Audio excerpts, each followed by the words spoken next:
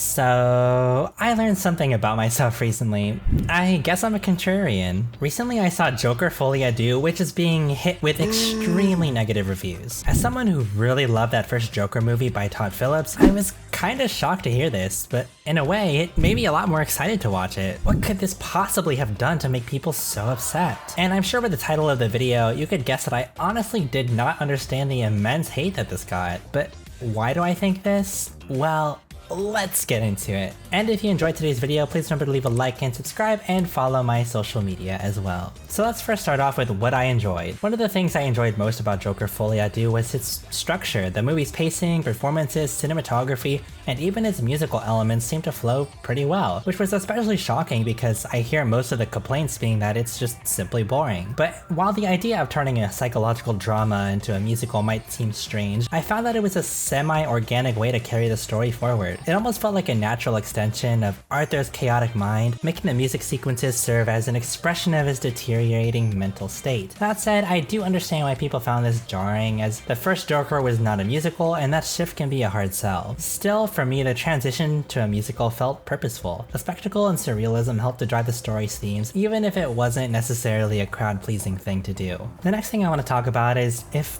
Joker Folie A Deux was unnecessary. And to that I would say to those people that they're not really wrong. In fact, the movie does feel more like an epilogue than a blockbuster sequel, with the movie being half in prison and half in a courtroom. I'm not sure where the $200 million went exactly, since there aren't many locations utilized, but we won't talk about that. But yeah, I would still say that I think that we should have left the first Joker alone. I like the idea of theorizing about what was real, what wasn't real, and what Arthur would do as the Joker in the future if he could do anything at all. But now, all of that has been definitively answered, but it's fine because I do think that Folie A Deux has a lot to offer. On the surface, the movie may feel unsubstantial compared to the first, but that feels like part of the point. Folie A Deux doesn't have the same intensity or thrill as the first film, but it leans into commentary on the mentally ill, spectacle, the pressure of living up to expectations, and society's obsession with making entertainment out of everything, especially with serious topics. The next comic critique I found is the whole Arthur versus Joker thing, and that they kinda pulled a bit of a bait and switch with Arthur not going full Joker. But here's the thing, it never really intended to me. This was always an Arthur movie, not a Joker movie. Arthur's always been the focus, and it's clear that while people in the movie and in real life want him to fully embrace the Joker persona, that's not who he is. I like that the movie takes a role reversal with Harley Quinn, who is actually the one manipulating and abusing Arthur in this movie instead. While Lady Gaga's Harley Quinn doesn't really do much in this movie, I do like that she embodied the personification of the audience and the Joker's mass following. She's essentially doing everything in her power to convince Arthur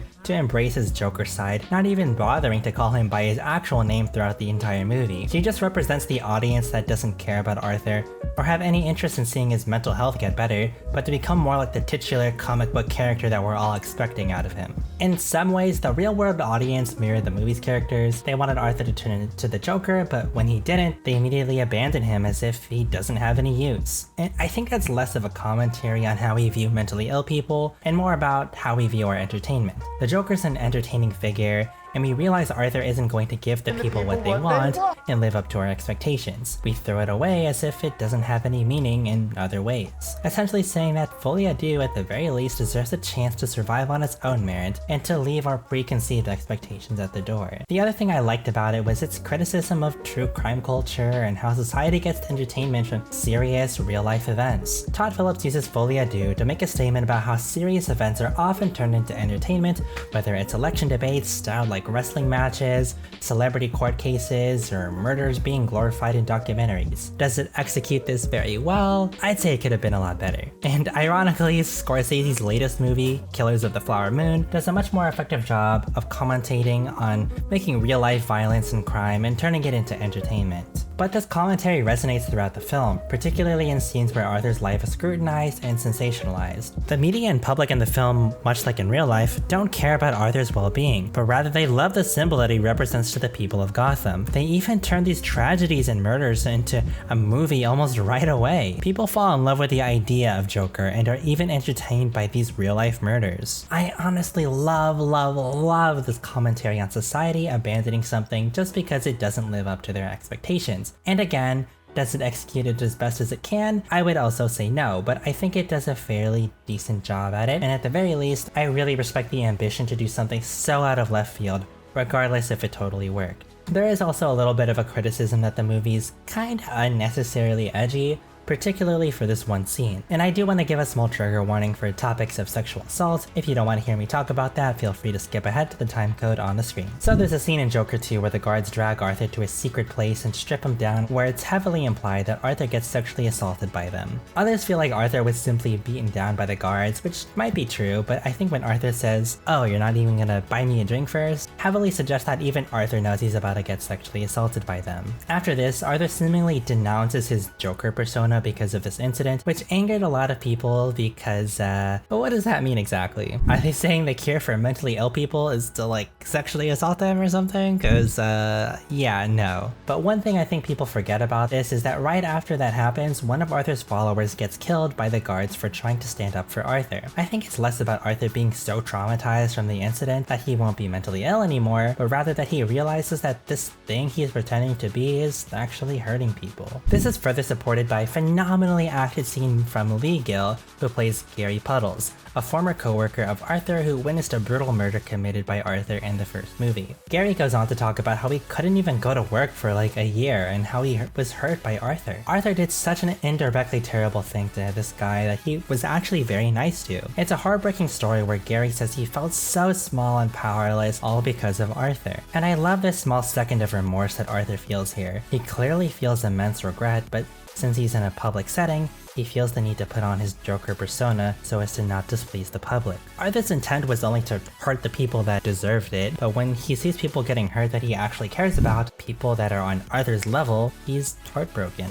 Realizing that this Joker persona is not worth continuing if it's causing pain to the wrong people. I don't think it's him simply giving up because the people are pressing him one. Next thing I want to talk about is the polarizing ending. The ending of Folie A Deux is arguably the most controversial part. Arthur gets shanked in prison by a random inmate who implies that Arthur was a disappointment for not fully becoming the Joker. The inmate, who may or not be the real Joker, tells Arthur a joke before killing him. This death, void of climactic grandeur, felt tragic to me in a really beautiful way. Arthur spends his life seeking validation, and the moment he finally stands up for himself and tries to get better and take accountability, he's killed for not living up to expectations. The film closes with Arthur dying a meaningless death, left in the same fetal-like position we see him at the start of the first Joker film. This shows how nothing's really changed from beginning to end, even though there was some genuine hope for Arthur. He just simply never got a chance from anyone.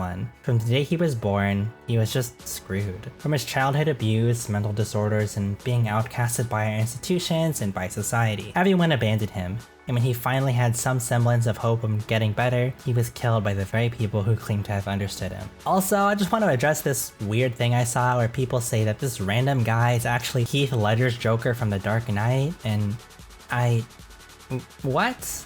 Obviously, it's not the exact same one. I mean, Harvey Dent is literally in the movie and it takes place in the 80s. The movie isn't trying to be a prequel to one of the most beloved Batman films. It's just trying to imply that this guy will become at least a Joker. The movie isn't trying to be cheeky with setting up the real Joker that fights Batman, I'm pretty sure. It's bigger than that because Arthur inspires thousands of Jokers out there in Gotham. It's no longer just one crazy guy. I get that can feel unfulfilling because the movie is called Joker, and you're kinda expecting to see a movie about the Joker we're already familiar with, and this is presumably his origin story. But I just never really saw it that way. It was clear to me that this Arthur guy wasn't going to become some mastermind manipulator or crime lord in Gotham City anyway. It was always just about this guy called Arthur Fleck who went crazy and just so happens to call himself Joker and wear clown makeup. It wasn't like it just decided to be that in Folie A Deux. Now, I do understand why people hate the movie. It's slow, strange, and lacks the thrilling tension of the original Joker. I get that. I don't think Folie A Deux is a masterpiece, nor do I claim to be some pseudo-intellectual saying, you didn't get it. I think Lady Gaga's Harley Quinn was pretty wasted, and in fact, I feel like you can replace her with just about any other character and you'd have the same effect. The musical numbers are also not very ambitious,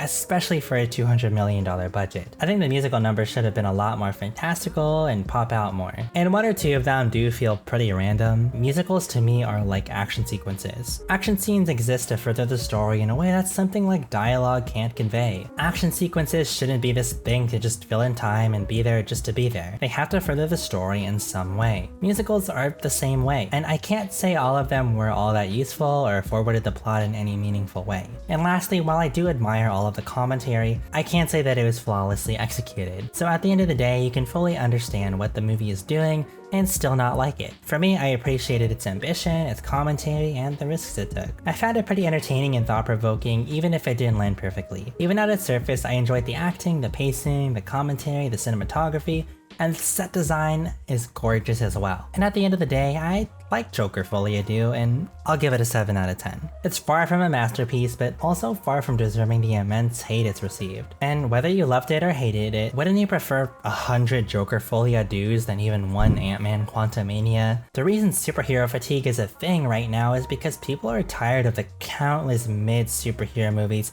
that don't make us feel anything. And you have to agree, at the very least, Folie A Deux generated conversation and more provocative thoughts even if you thought it sucked. I'm glad the movie did something ambitious instead of making something so mind-numbingly safe. At its core, the movie isn't trying to be the comic book blockbuster many thought it would be. I think it's a fun Elseworld story about Joker and serves as an epilogue to the first one, and yeah, I enjoyed it. It's clear to me that Todd Philipps doesn't really have any interest in directing comic book movies, and kinda glad that he's done with this because I am a little bit tired of creatives and directors thinking that they're too high and mighty to direct something superhero-like and need to make it more realistic for people to enjoy and for it to be considered good. Which makes me so glad that Todd Philipps didn't become the head of DC Studios, and then we have someone like James Gunn doing it for the future. But those are my thoughts, and now I want to know yours. Did you love it? Did you hate it? Whatever you thought, let me know in the comments below. And if you enjoyed the video, please remember to leave a like and subscribe. Peace.